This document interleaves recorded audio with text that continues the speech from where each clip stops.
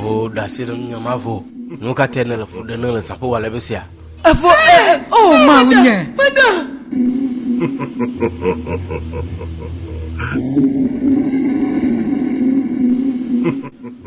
I'm a coward in here.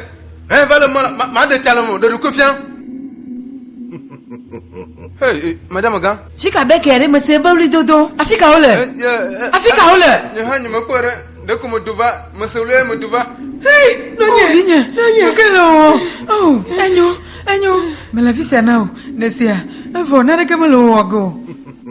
Look on your head, Macaulay, Longituna, Madame Vina, a manager Maco, Nelly try to Maco, the Talon Monaco, Macaulay, eh? Upon Madame Vina Latumpuna, the Rukofian, Madame Talamugun, and you, Vina, and you, Nanama, Nessia, and you. Besiagua, you put one all of one drone and Reggie. A Chuatonian yan to call him Yapo Homer, but a chairman one of Yapo Homer. Oh, Monsieur. Oh, a yellow Zamia. Mavaku dream Barasawade. Macobo Movana on your yam. I am Laba, Valem. I am a Jivofo. I see my farm a quache do for 4. A chiamaka can you homer? A chair. Gomere, nunca on your legend. Emmanuel. Legnate for me, Emmanuel. Monsieur Catala John the Genial Camel, Emmanuel. Mokotola Babajan, Mokodonia selling a Cretonia Domeado. Have you Mavaku driven this year? Ndudu Adeli. Ndudu Ayeni Yesu Christo.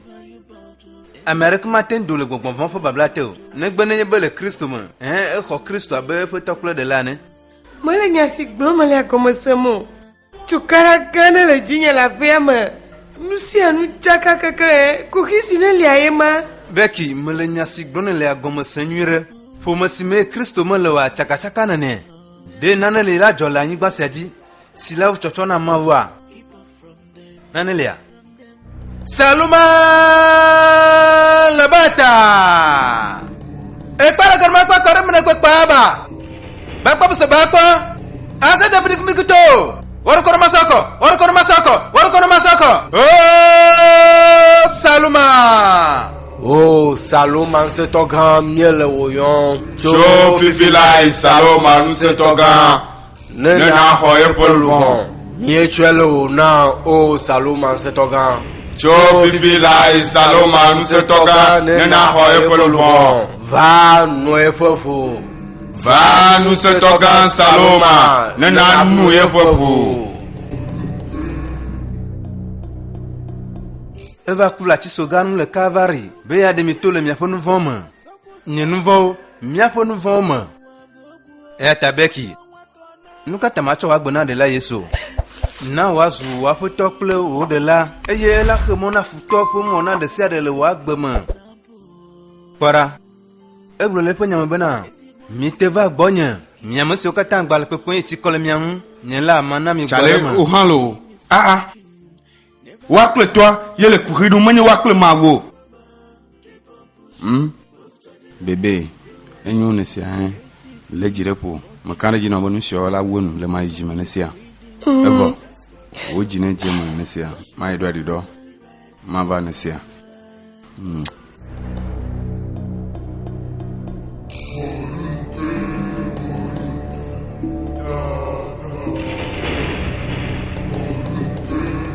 De nana limaten wa. Ele bobere. Cho wa gbona Kristo.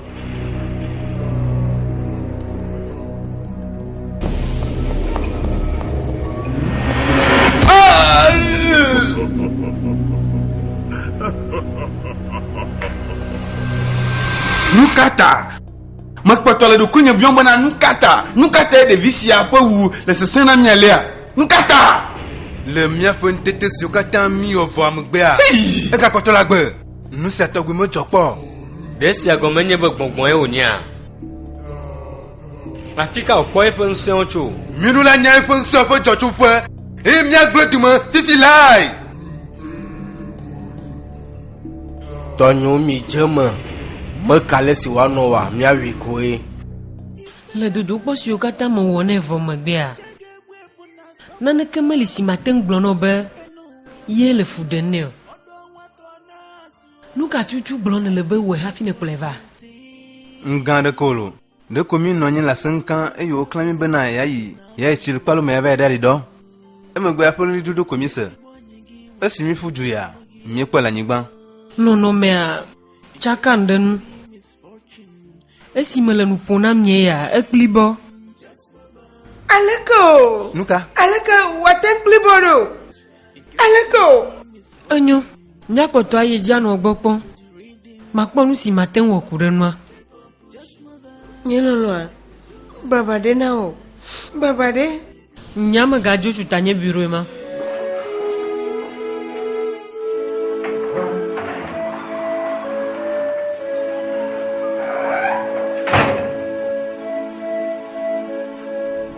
No ka o ne bale la fisia. Zinene mak breno bena o mega ka wa fo le hosia mako. Ele bena no amgbono fi fo ho am. Azo dogo. Ne mega ko le hotuanu ale o hosia la fisia. La po no ho ma la fima. Nya sim gbra mo kona wa. Azo dogo.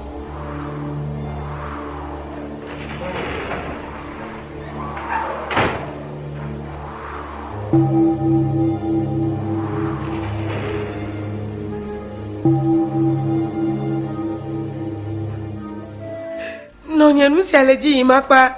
Nusi asese kwa ewu chochona. Nuka te ma ne kwa ba mo preple ne le toye papa ma. Nyento ha mechaka.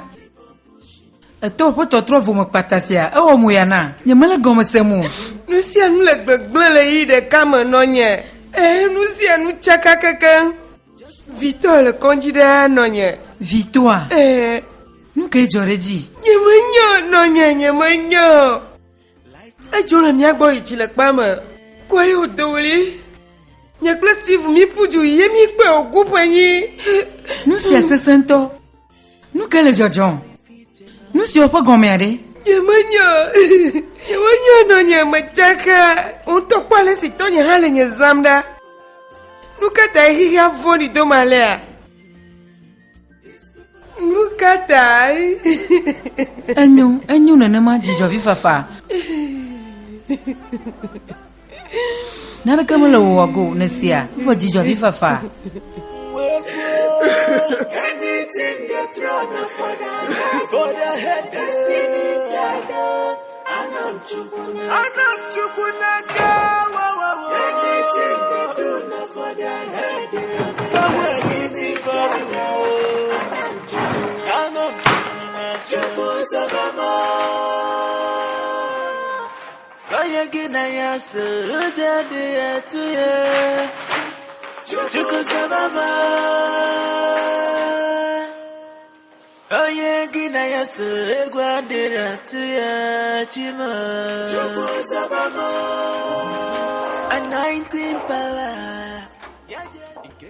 Nga onye wonele. Nonye Afrika ene ulele. Afrika ole. Nyaka onye glonele. Nonye maga dala panamo.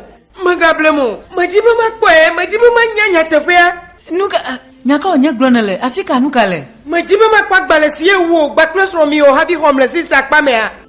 Majibu makwe, majibu makane jibu na demi homeless is akpame. De tu buvinye. Beki dasi nusi adadi. Nonye fika gbalele. Nonye, tu nonye. Majibu manyanya tepea.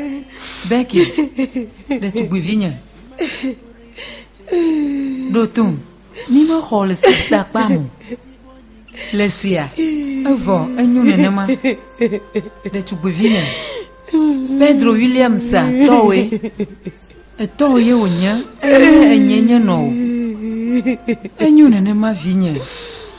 Dija vifafa. Enyunenema nesia. Enyunenema la vinye dija vifafa. Enyunenema jujo. Enyunenema. Au. Le dola blena fifi lai. Nous si mia via o no. Yene na o le vovotse si o motoma. Gakamene tozu gbamala. Yene da si mia via kogwanu ole nu si o kata moton. Nukata. Yon chora lankona fifi lai. Non ma va do asiru la gbo. Au. Nyamaga demo nu sela ga yejiko. Le dola funu ple fifi lai ade nu de si ade gomana. Nu si mia bo via o na wa. Je passe en ben le jibe ya konkumena. Onyon na mama vai. Au, mala fiare ka igo. Nyama demono le afiare ko ne magbonu si nya via ona wa namu nyama demono nu se wa no ji mo Abole chora al mojina. Maga mama nkpo.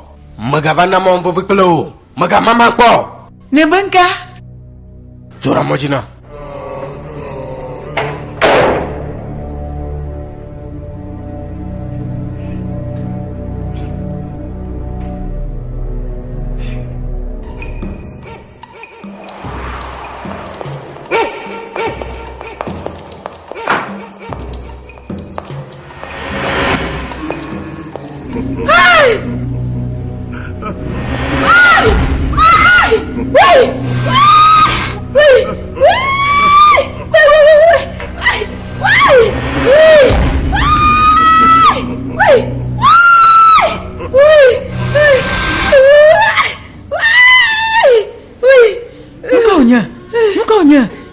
Nuka onya Becky nuka onya nuka onya nada que me la fimore Becky jema enyu nenema nesi avinya enyu nenema enyu jema vinya nada que me lo wago nesi jema enyu nenema nesi avinya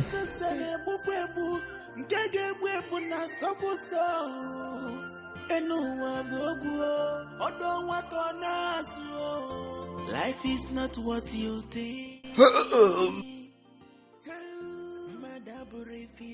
Victor Jema. Jema magajibe ya fun Hawa akpona ma buna ni trok baba do kuma. Nuka onye le jojo. Magachi jo la karamu no sia. La karamu wa gborema. Afrika nsi amala. Magachi jo konji ni senele ne sia. Mi po le pufon le chilo palo me mi koko va konji. Gako le gbopon va la karamu no. Afrika beki ere. Beki ya trojo kaka echo. Kaka ni mokoko egbe. Oh, akpona o Yesu. Akpona o kaka. Akpona ma bona gbaba do ko maison. Mi do kuriga de fifi la isronya. Beki ponu ono magala motoji jemu. Le nyanya nu popo nu a. Ehia susu mo do dala de bo ava pegbo. Fifi la. De mo jada ba topo dokita na wa. Alo hosia ma da ba topo konji onye. Oh, ta flate Pedro. Ta flate dena te jijo mi si ona le ma. Oto nya mo si le do le babeki. Tu ale si ne tre po nya gbo. Pe foni ponu si ona le plem. Nyamaga de mono nanon funu ne mo. Nusia ko ona la gbesia gbe. Azon buzi. Nya te pe a. Nusia manyo. Nena mi avia le lit do la fima la kona motoji. Kakene kwato yeji le tamasan. Wa mo tiene juba le nu o ma ba malana. Do gbere ma wa pon blanyu na o. Ta flache.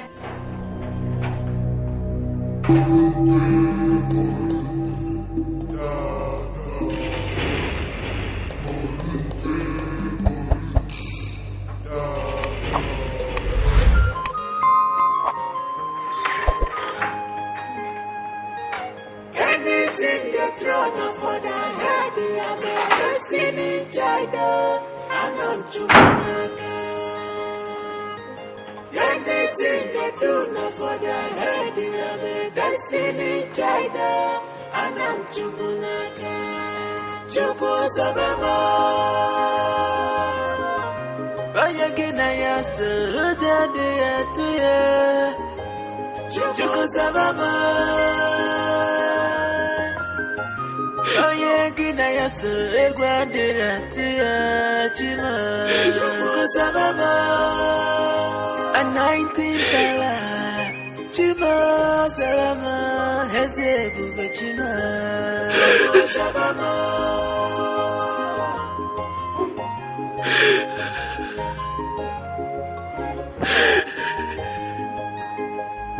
It seems this life is not giving me what I want. I'm a rich man picking, but why all these? Oh no. Steven. Africa Bekiere. Nuka taema va ponda. Victor no po anya hanyu masegomu. Gakama kanajibele majime lava aseta magahanu. Malenu ham. Nyento majesi beki nyure. Nara kokomala nyuro. Dafula che iwa papa ma. Nena ve kporabe. Nuka e johan. Chukaramelu, no ama papa ma vai kwera. Wadi na mumu nesia. Majibe manuchi. Echia. Enyumogona. I'm a rich man picking, but why all these? Oh no. Nightmare, very horrible, very horrible. Oh no, maybe if I got it. Becky. Ma okonu blanye. Nous siamo nyukro. Nukonye Georgie. Kosira de wenyesia, ele tukara kule vovese se du mutu. Eye alia ovachia. Yesu Kristo, nous siamo nyukro. Becky. Mama nyaka kulon tole kureno na manu. Eto. Mama. Ta flache le bema bia vivia dona ho. Ne matere jiwa. Ye jina obia resi resine jilawa. Apona mokwa bona. Becky fena no mesia asesa ale gbegbe ye. Ehia be mia kpo ndodo de kaba. Gake hafi mate onane ya. Ehia bona manya ku hapo jochupo. Yeji. Ta flache be mabio nyasia. Amaga Pedro nyi Becky foto vanvan. Eto ayonye. Masebona menye Becky rekenye visine jio. Ne matere jio re nuke jora mamamloji.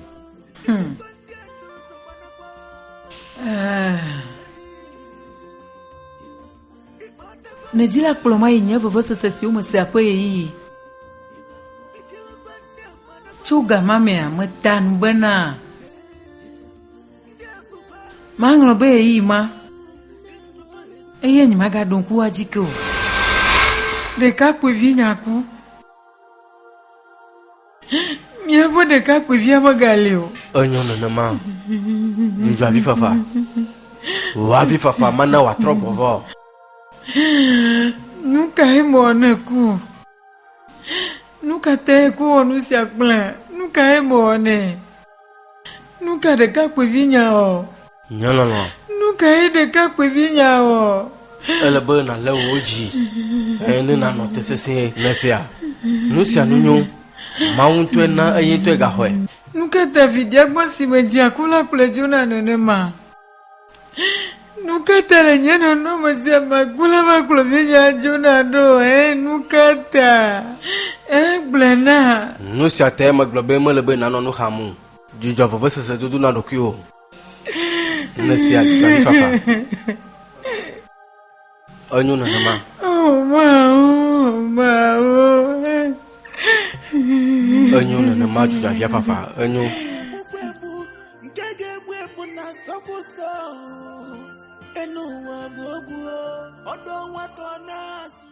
Nyelolo mo gbavaro. Nyelolo. Wezo. Alakana lero. Nuide. Mo sebele papa. Hello. Mo gbava mo cho fuye yare dare hihianu. Azo apula mi hamyasi. Nyate pe glonelia. Won to ina bi pora. Oh ma unye. Vous appelez Nyate pe glonelia. Oh nyelolo. Nyamate kwejiso nusia doji jonanto. Azo do tum avua to ye onyan menye tonyo. Ne nya so be nye business ala ta kekereji eye no le so no mazo. Glonele be tonye ye onya. O mo prina. Akpena o. Nyelolo na nyanu sia. Okay. Ne jena sikiki sie lekle mo maline o. Doji jona. Wow. Mayira nke sijie medeo. Mayira nyelolo a. Oh. Como jeja kunyisa nyelolo. Azo le nyanu sila na fifila ya. Ide huama na ve jiraro mile do duga fifila ya kwa jijo. Na jiraro wa. Anyo.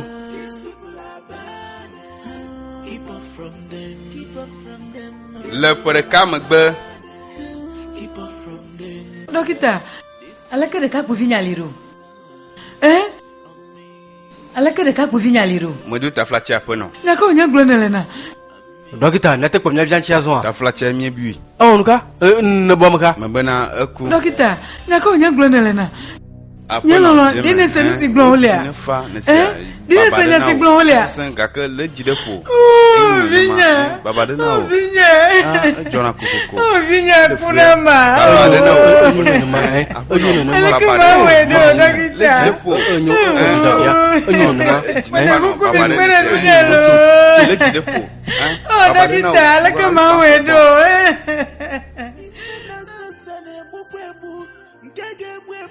Afrika wade. Nyelolo amogbona. Nyelolo anegbovoa. Wezon. Yo to. Wezon kaka. No anyi maglo nyamyare na o. Jo no anyi. Mahanya nyare kwa fana o. Enyo. Ne nyabe monomo kona kontra de hohoi. Menya. Mahwe gbia. Au. Hojema. Moto la fimo. Ocho avance million à la femme ton âme. Aye me de le me chop la pe garder na nyekele o. Nya papa. Mia papa. Ye ma nyelo. Ye ma. Ye tiki ma. Enyo ne ma nyelo. Enyo. Oh, nyelo. Le ti atom gbe choy. Nuka po fu de ne le no do ki o. Nyelo amale fofon. De comme vont pas magababu si a mati abia lesi mabu de towene. Nuka tene le fu duna do ki o gbagalo. Devi se mi mo kwa jihadoa. Ne la fisi le fu duna do ki o. Bai hala kwa abia lesi de to fu ne. Wana kama limate wo. Alesi de to kwa. Wapo nu mokpojula susu manamu. Onyo jama. Na de kama jaw de jo ayi na de kama ho. Mo jibe magro no be mo jai Abuja cho. Ma trop va firagbe. Vivia le vala glonama le madijimea. La glenyere ka da pe me ajo. Nyelo lo anyi manyaba magon la globe nyen to mavo. Esi atachon de kanya majo. Va hafi majoa. Hafi majemoa makwareka. De kana mka. Oh hallo nyelo la jijai ma. Biasile nunye. Biasile nunye ne blento. Magala Biasile Ai. Magblena gaga mo jinyeso. Magblena bena vinya gala kuku ge magblena bena nusa gala jojo geka. Onyo na ma German. Mount on nu sitai. Tata kama hoi nusi ole jinyeva. Nukamo. Ye visi okata jimela ola kuku. Vinyo kata kukaka. Nukamo ne mau. Magbava. Motro bava kle nyanyi sobo. Nyanyi kao. Nyanyi kao nya. Kaka tefa. Vovô se se pe heli si la kodina mo. Na ne mia ho nyanwea ne mia ngobe fo sese. Nyanyo kela te de nye vovô se ajo. Nyalono mo ho contrat grande l'Abuja Club Lokoja. Kafu ijenao. Akpenao. Nyalono chicho vifa fa ne na chicho wada chiwo. Enyu no ma. Ete po mo jijiwa. Esi vovô se onu fana ma. Magaba fofuke.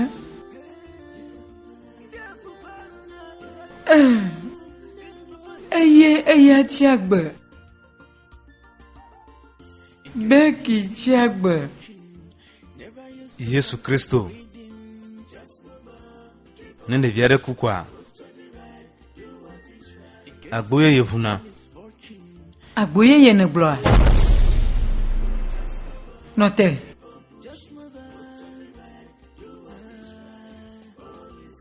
Aleke oe. Esi vikunama. Egagba ple. Agboye yo. Vunana sronya. Nukata. De. Kade de adele. Nusi odomea.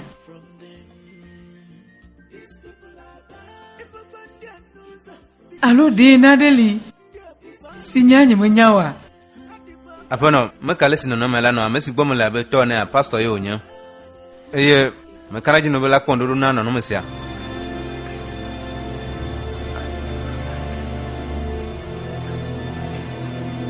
Victor, nyon ma ponchinya terejinya.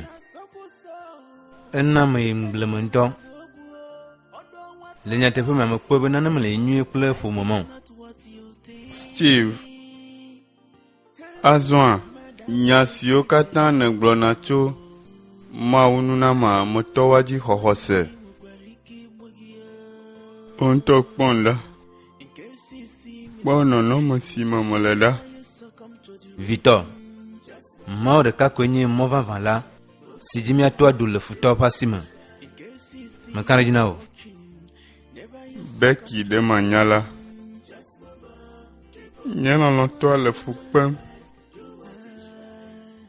uka nyala jin ndotom mekanu sanu silejimo nde kasiji mekandoa yenye be maudu ndudu na kuhire siade nesia ese santa kwenye hamu wachu edo basi ajia Victor makarajinao mawla do tule no nomasiama Anything they throw me for the head, I'm a destiny child, and I'm Chumunaka. Anything they do not for the head, I'm a destiny. Yesu. Ta flache mojibe na kpere nu na cho uma sai na Chief Beson. Hia fifi lai, ga ke nyi mate afima fifi lao. Na hia be makpede inua. Me do ta flache. Nenye bo ha matin kpere, mia po de tugbivi sila daba jemanu wa. Nye ha nye matin kpere nu. Apono. Ke ne gbe do si me dobu no na ma.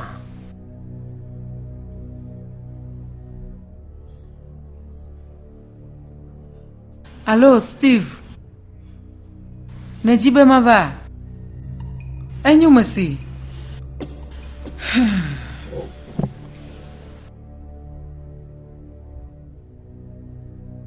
Oh, Saloma, mse togan. Egbo pon keke a yenyan keke si die beki do lakfu. Ka esime gbogbomo nse de ke metele wumowa. Mie hia nse tso mia pe nse togan gbo, alebe mia te wi le nchilama. Midula dida. midula dida zirika Mina mia che gome. Oh, mse togan Saloma, vana va hoye po lufon. ba fifi la ye nse togan saluma ne na ba hoye po lubon Oh, Saloma, mse togan vana va hoye po lufon. ba fifi la ye nse togan saluma ne na ba hoye po lubon Oh, Saloma, mse togan vana va nuye po fu. ba fifi la ye nse togan saluma ne na ba nu ye po fu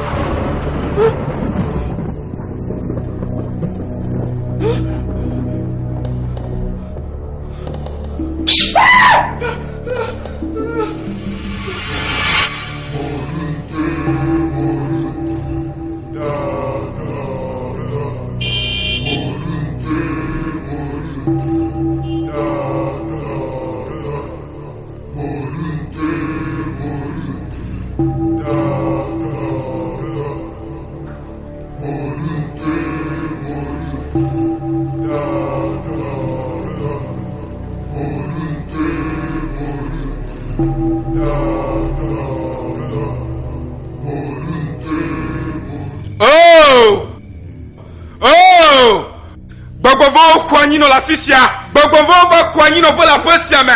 Fifi la ya me chutere wanu. Le de la Yesu Christo pankoma. Me da tu le wachi. Wa pasera si o tu la possiama. Me le kakam fifi la. Bobo koko po jo. Nendidi va. Elia po joma. Nendidi fifi la.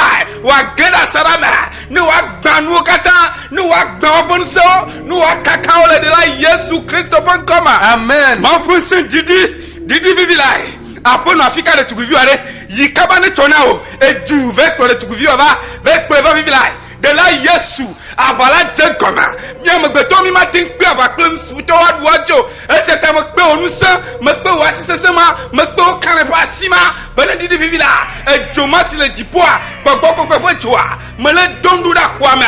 Me le dondu da salama. Me le dondu da gbedu kwame vivi la. E jone jewaji. E jone geje wadoma. Tu vivi mane geje wadoma. Nou akapre le Yesu Christo pen koma. Oh de tugbe. Lanu si o ture noua. Ma jeje akpo gbero. Fifi la ya me chutere. Gbogbo de siere sil didi mena. Ya de wa gbera nou vivi la. Eye me le mokwe jula bien mena. Wa geje. Alekem ya te mame ava posiame. Ava pa koklo nse toga saloma. Alekem ya te mame. Oh, salut ma pe nous sema. Ma te pe akokle gbogbo kokyo. Israel pe ma wa. Edu nous se tri akocho umama snele mo. Nous se le sere snele mo wa. Me didi wa bo dono vivi la le Yesu ben koma. Ne chona mi kpole tugba. Mi ave nyuno le piscine ma. E mi ve nyuno le tiama. Ne chona mi edu. Ne chona mi le Yesu Christo ben koma. Me desena o. Salut ma pe gbogbo. Sine kwa ni na po sema. Ejo ne jeji, ejo jejiwo, ejo jejiwo, ejo bibi, ezion pocho, fire, ejo ma ne fiomi kori, le Yesu pankoma, mau de kapon san, ye pankokula du jila posera.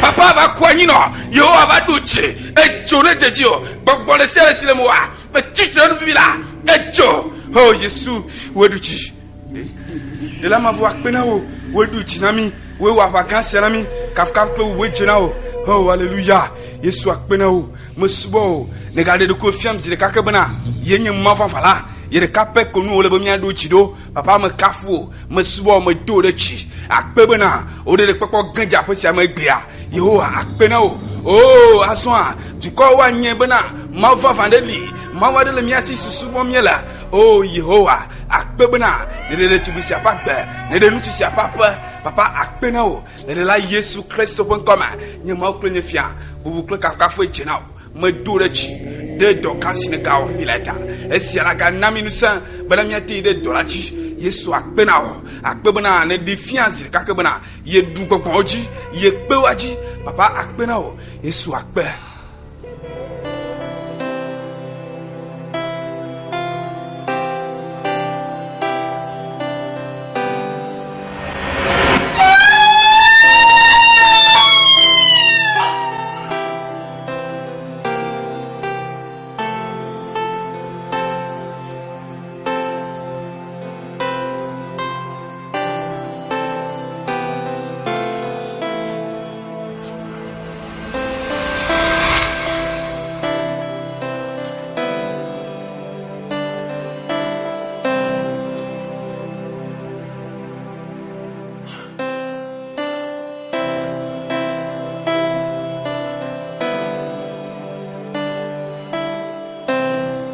Hey! Doctor! Hey! Steve! Hey!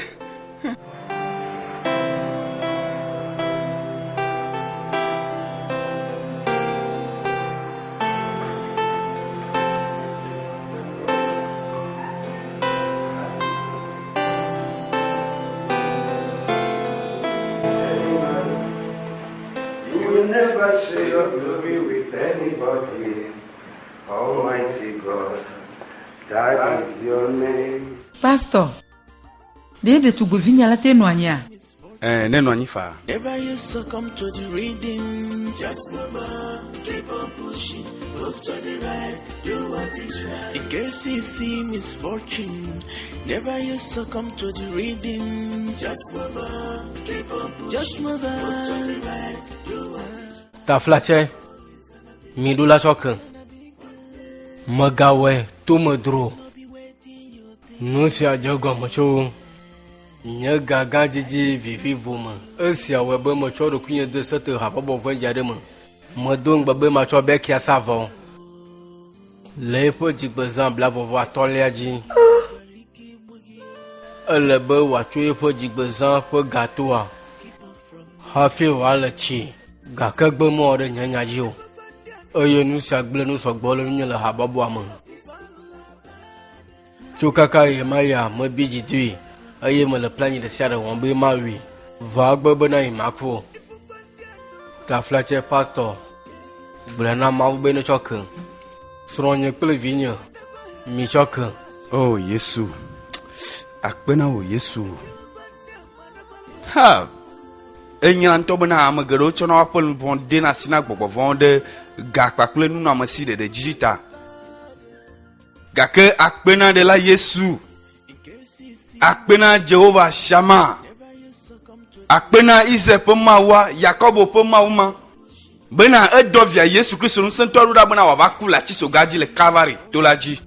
Alebe mi oya mi ate nu agbele nti va fakle dede nono me. Oh mao. Shakaba. Le vunu vo me. Gake gakoton vevi de ka. De ne le gbedo so. Aho Yesu Kristo. Abe wapoto pakle wo de la enia. Me le gbedo so pastor. Ne le gbedo so a. Azon je klo na mi adogbera. Mile ne wa no kloji mi adogbera. Enyo vo nye lolo aje klo. No adogbera de ta o.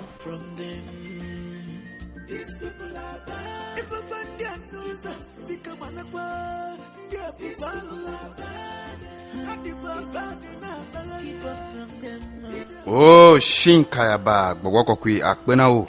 Yi la sube vi wa chepa gbede asio me. Elebe na gblonya si oklondo. Apoto Yesu. Apoto Yesu. Medo ta flachere nou von kwa klem daka si yokata me wata.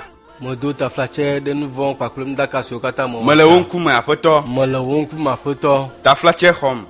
Ta flachere hom. Le chinangle Yesu Kristo povwa alebe ma je ne matin subo. Le chinangle Yesu Kristo povwa alebe ma je matin subo.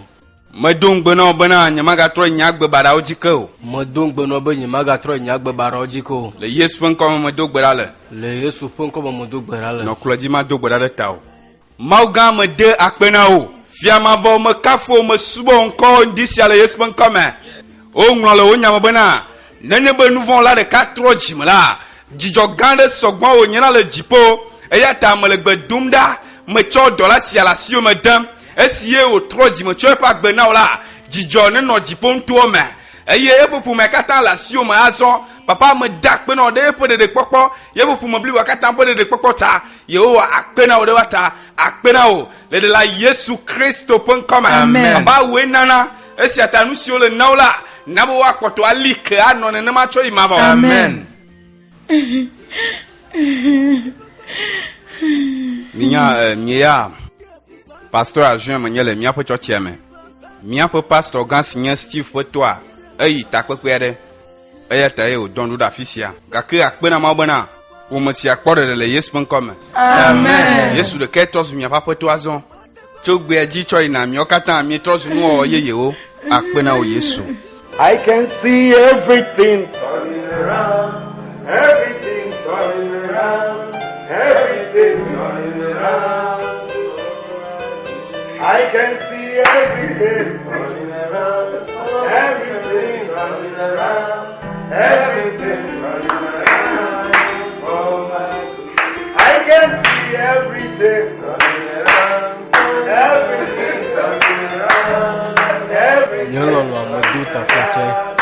Oh I can see everything running around, everything running around.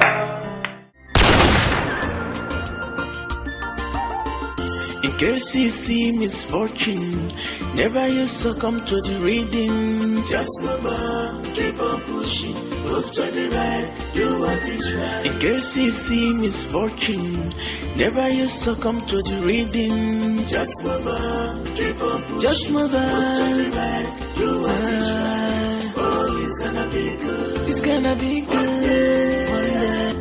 Life no be waiting, you think. Life is not what you think. Madaburi fiche nabu.